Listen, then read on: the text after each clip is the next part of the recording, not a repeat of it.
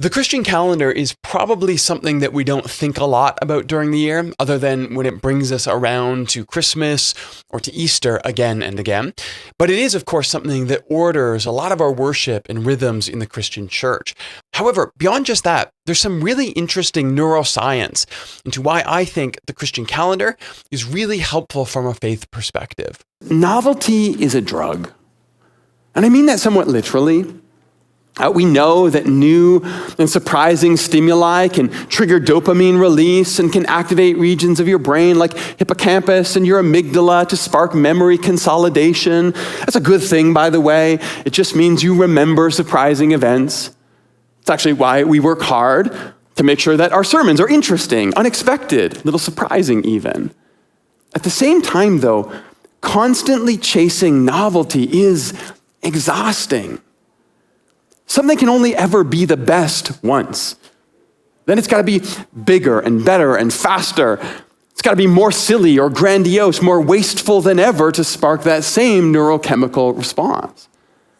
In fact, this is why people that study addiction say it's one of the most harmful aspects of particularly online pornography, because it wires our brains, particularly for men, to associate sex with novelty and new experiences.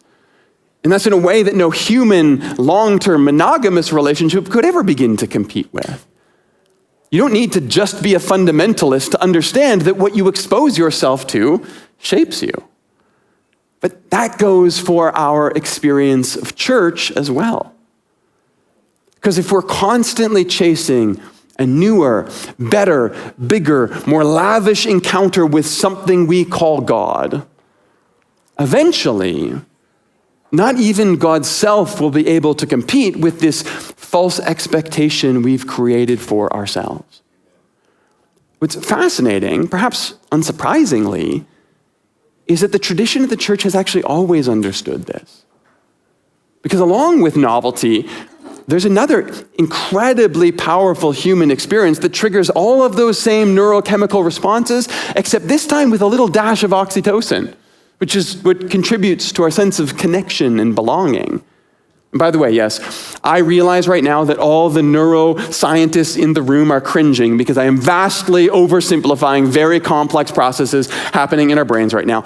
I understand that, but as an absolute self-declared layman, this week I read an incredibly fascinating article in the December 2022 issue of the Journal for Social, Cognitive, and Affective Neuroscience.